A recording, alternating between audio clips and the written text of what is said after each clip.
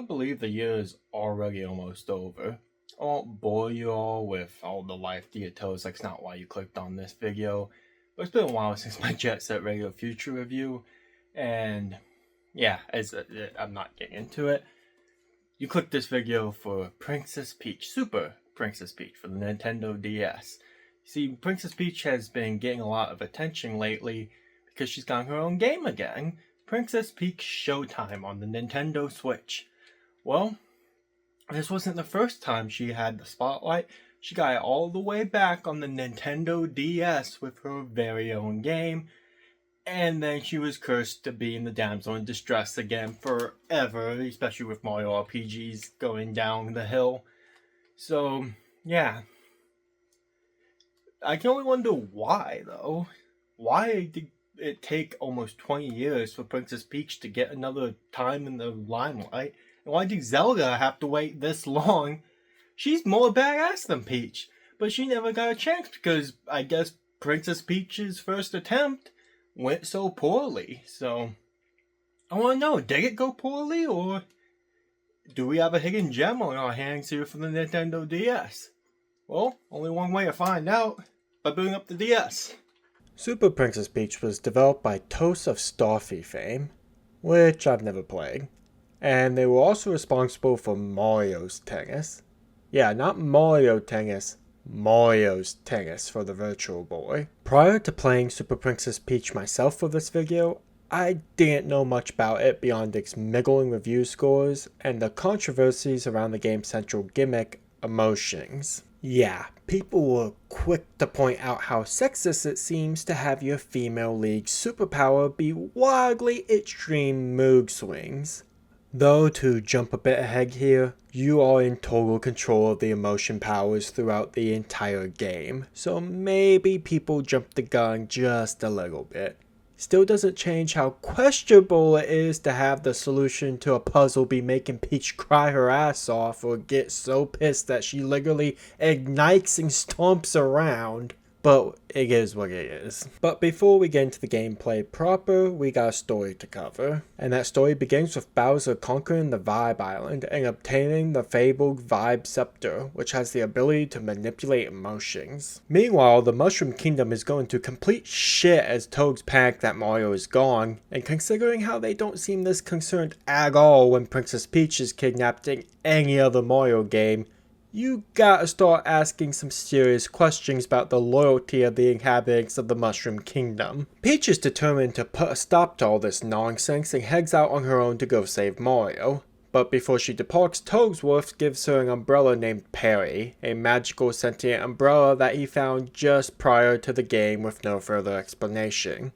Well, for the time being, that is. And that's basically it. The story really isn't any more complicated than your typical Mario Brothers game, which isn't surprising, but with how much this game seems to capture the tone of the Mario and Luigi's games in both graphics and what little dialogue is here, I was honestly expecting a little bit more. Now, that's not to say there isn't more, because there is, but it's not worth much. In between worlds, Perry will have these dreams about his past as we find out more about this magical umbrella that somehow has amnesia on top of everything, despite nothing really happening to him to make him have such a hazy memory of this story. It seems to just repeat some points repeatedly, which makes it confusing at first, but I think I understand what is trying to be conveyed here. Eventually you'll be able to piece together that Perry was once a magical boy who was found by an old man in the mountains. Perry began to refer to this old man as Grandpa until one day some evil beings turned him into an umbrella to try and kidnap him, where he quite easily escapes and is found by a merchant that sells him to Toadsworth. If you're wondering where this goes, well, keep wondering because that's all there is. There's no resolution for after you beat Bowser in the end, nor if you go out of your way to complete the game 100%. I don't know, maybe there was time constraints, or maybe Nintendo was hoping for a sequel that didn't happen.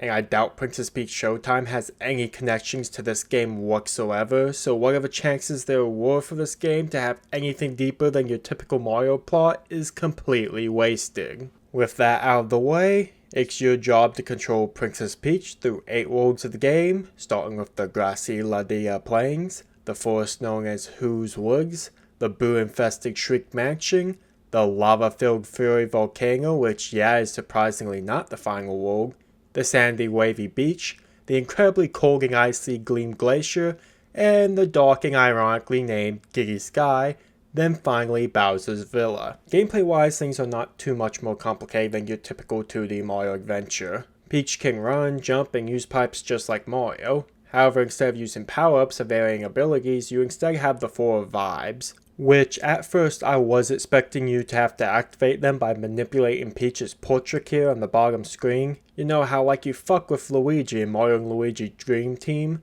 That is the second time I brought up those games now. But no, these 4 hawks are glorified button presses, which gave me a sigh of relief since it makes them really easy to activate on a whim, which you'll be doing a lot to get past the various obstacles in the game. The sag vibe will make Peach cry uncontrollably, which not only increases her speed for getting across fallen platforms, outrunning walls of booze, or just getting a move on, but also her tears are so vast in quantity, you can water planks, wash away sand, put out fire, or make someone's disgusting fetish a reality on Pina Piranha. The anger vibe will piss Peach off so much that she combusts into flames, killing pretty much anything that comes into contact with her, as well as burning wooden bridges, and making the entire level shake when she jumps, which will also stun enemies. The calm vibe can only be activated when you're not at full health, because all it does is heal you slowly over time until your health is full. It does annoyingly deactivate though if you get hit, and if you need to save vibe for something else and just need a small heal, you can turn it off at any time. Then finally the joy vibe, which is probably the most broken one in the game. While you do get this twirl ability that can turn windmills and defeat enemies, it doesn't compare to the fact that you can straight up fly when the joy vibe is activated, saving me from falling into pits or off platforms on a few occasions. They do sometimes have these mysterious blobs to weigh you down so that you don't cheese past too many puzzles or parts of levels, but that's only sometimes, and most of the time you can use joy as long as your meter is empty. If you upgrade your vibe meter enough, you can just straight up skip certain platforming segments by flying over them. At times it can be like the cape feather on steroids. Yeah, you can't use it infinitely because of that damn vibe meter, but you don't have to worry about hitting your head on ceilings or maneuvering around platforms and all that. You just can use it anywhere you want. Again, as long as your meter isn't empty, making it incredibly busted and easy to get past something you don't like. Right, the vibe meter. You see, these powers are limited by how much power you have left in the meter, which makes sense. With powers like joy or the invincibility of anger, you basically have no game left if you didn't have a meter limiting their use. You can recover power in the vibe meter by collecting gems, or you can have Perry pull a Yoshi and have him eat enemies to fill the gauge as well. It's just like Yoshi too, you press button and pick up the enemies, then a simple press of down on the D-pad is all you need to do to have Perry eat them. Enemies also often use vibes themselves throughout the game to mix things up more than the usual color swap for greater health. You likely know what Goomba does, but a pissed off one will stomp the ground and stun you. Koopa Troopas fly around as normal, but a happy one will fly in circles and cover a larger area. A sag spiny will run around at breakneck speeds that make them annoying as fuck to dodge. Or a sleeping hammer brother will be right for you to sneak up on them and take them out. Yeah, fuck yeah! Yeah, fuck you fucking hammer brothers, fill up that vibe meter. Besides using enemies to fill up the vibe gauge, Peach can also use parry to attack enemies as well, though early on you get nothing out of it. Later you can get an upgrade that results in them dropping coins, making a viable alternative to eating them to fill up the vibe gauge. But that is later in the game. That isn't the only upgrade you get though. In between stages you can enter this shop and spend coins to purchase a few upgrades. The basic ones to your health and vibe meter are here, and there are also a few ability upgrades. While I dislike things like the ground pound being upgrade, other ones do make sense, such as the coin one mentioned earlier, or this upgrade where standing still can refill the vibe meter by assaulting Peach. Hey, it may seem questionable, but the baby Metroid healed Samus at the end of Super Metroid like this, so yeah, parry is a magical Metroid umbrella, I guess.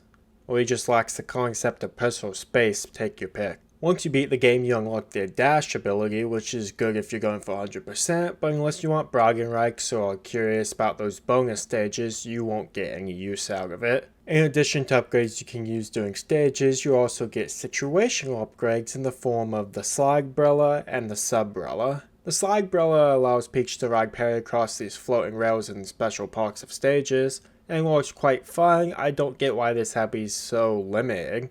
Like, why can't these be incorporated into the level design instead of having these special segments? While the slide umbrella is fun, the sub-umbrella is total ass. Because while it isn't too much of a pain to traverse the underwater sections, to attack anything, you have to blow into the microphone, and pardon the pun, that blows. It doesn't matter what Mario of DS I tried to get Perry to shoot these damn bubbles, I always had to blow into the mic at a distance that made it incredibly hard to look at the DS screens to see what I was doing. Also should be noted that you can go ahead and pull an ABGN here and shoot bubbles by saying curse words. Fire! Fire! Fuck! Fuck you! Fuck you, Pierre! Beyond these moments, stages can be rather simple in execution. You have some puzzles every now and then, a world-specific gimmick here and there, and plenty of alternative pathways that can reward you with some items to collect. It isn't always coins, but it could also be some puzzle pieces, music for the sound test, or one of the 3 toads missing in every stage. Stages in Super Princess Peach can be rather short if you know what you're doing, but if you want to increase playtime, go after the 3 toads. Or, that's what I would be saying, if it wasn't mandatory to collect every one of them to access the final boss with Bowser. Yes, in order to finish the damn game, you have to collect all of them. Now, I wouldn't have a problem with this if they were treated like, say, star coins in Mario 3D Land on the 3DS, where occasionally you have to have a certain amount to access a new stage. That wasn't great, but it was fine. Not only do you not need a single goddamn toad prior to the final boss, but you need all of them, every single one. That's bullshit. Now, I did go out of my way to explore stages and already had most of them, so I only had to do a little bit of backtracking, but if I said fuck it and didn't get any of them, I would have had to play most of the goddamn game over again. I've played Sonic games that pad the game out less than that. Just having to get every toad is a serious black mark on this game and its pace. Again, at no point was it made clear that these toads meant anything beyond being optional collectibles. All they had to do was make a small amount required to access each boss, then make it less than all of them to fight Bowser. That would have been so much better. It would have been like the star coins in Mario 3D Land, or the green stars in Mario 3D World, or like power stars in any other Mario game. It would have been fine. It would have worked. But this is just padding to the utmost extreme degree. It's idiotic. It's archaic. We'll get away from the bitching and talk about some good things about this game, because there are plenty of good things. The bosses are pretty fun even if they aren't anything too major. Usually you just dodge attacks until there's an opening, which, that boss design's never great. And you usually need to use a vibe power on these guys too in order to hit them. But it's fine. It's fun. Once boss is low enough on health, they'll enter a pinch mode until you land the final hit and save the toad they captured, or in one case Luigi. Once you do get every toad and the required green Mario, you can then access the final boss with Bowser, who you can't face until you defeat this hammer brother Bowser powers up using the Vibe Scepter. Yeah, a reference to the true final boss of the original Mario Brothers, which I was not expecting. Once you defeat the Hammer Brother, you face Bowser himself as he uses all the vibes to attack you until he finally goes down too. And of course he isn't done yet, as typical for Bowser at this time. He has one last phase where he's giant, and you have to toss bombs into his eyes. Just be warned that if you die here, you're sent back to the Hammer Brother fight. Yeah, you don't have lives in Super Princess Peach. And I didn't really die often because I could often just heal using the Calm vibe at any time whenever I was low on health. But when you do die, you're sent back to the start of a stage Mario 3 style. You'll keep anything you collected, but for boss fights, that means a total restart. For regular bosses, that makes sense, it's fine enough. But for the final boss, that means you have to face 3 in a row without a break in between. Once you blind Bowser with enough bombs, Princess Peach saves Mario and the day is saved. Bowser loses the Vibe Sector, which the game then tells you could possibly be in your own home. I seriously fail to see the message Nintendo is trying to convey here. Then the credits roll. And that's it. You gain the dash ability, unlock some extra stages with no toads in them, and find more puzzle pieces and minigames and stages. Right. The minigames. I did not care for these. They were just all high score affairs using DS gimmicks. There's also many games before every boss that uses the touchscreen and can net your coins, but they're nothing special either. And start to repeat partway through the game, so there's not that many either. Again, Perry gets no resolution in the story. You'd think that at this point the extra stages would tie into finding his grandpa, or at least 100% would result in something with him, but no. It just doesn't, and for that reason I didn't bother trying to get 100% for this review. Besides that though, Super Princess Peach has some wonderful pixel art and looks great for a game on the Nintendo DS. I don't remember much of the soundtrack, but there are some tunes I really enjoy like Fury Volcano or the boss theme. Actually, it turns out this game was scored by Akira Fujiwara. I'm so sorry if I butchered that name, I probably did, but he's the guy who did the Metroid Fusion soundtrack and Tetris DS, and well, that's all I can find for him pretty much. Yeah, besides these 3 games, this guy seems to be a total ghost otherwise, because I can't find anything about him online. But hey, I love the Metroid Fusion OST, and Tetris DS has some good music too, so he does some good music even though there's not a lot out there. While the vibes are a bit unbalanced, they make for some great power-ups that are fun to use. But looking past them, Super Princess Peach is a rather by-the-numbers platformer otherwise.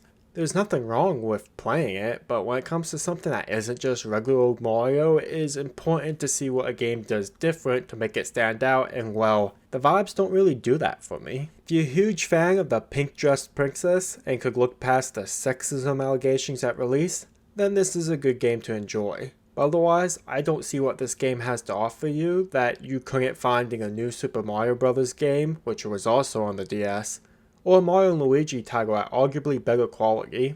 So yeah, well, Super Princess Peach was a fine enough game. It just didn't offer anything you couldn't get from other Mario games and other games on the DS in general. I mean, there's nothing really wrong with the emotion powers. I think that was blown a little out of proportion. Even I blew it out a little bit, making fun of it in this review, but yeah, I guess Princess Peach just fell into being the damsel because it didn't sell well enough, because why would you buy it when you can buy new Super Mario Bros. And other games like that? So anyway, talk about next video. Originally I was going to do Princess Peach Showtime, but that game came out almost a year ago now, and it's not really a new game anymore, and it's not really that big of a game. So I feel like I'm going to hold off on that and review it along with Echoes of Wisdom, the Zelda game that gave Zelda the spotlight, because I want to look at some games that I really like instead of trying some new things for a little bit. And you know, Metroid Prime 4 comes out at the beginning of next year, so I figured why not look at the Prime series? You know, I got them right here. The trilogy's in the background, but I got Metroid 1 on the GameCube and Metroid Prime Remastered. So, why not make those next videos? And I decided that I'll just look at them all. Prime 2, Prime 3, talk about that trilogy a little bit, you know. Plenty of Prime games. On my original channel, I looked at all the 2D games, so might as well talk about the 3D games that I never really gave the light of day, even though I like these better. I like them more.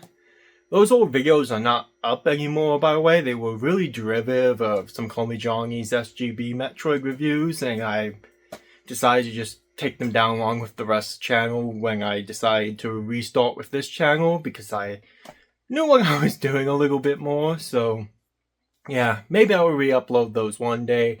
I'll definitely re-review the 2D games one day. But for now, let's look at the Prime series. So I'll see you all then for Metroid Prime and Metroid Prime Remastered. Good night and cheerio. Bye!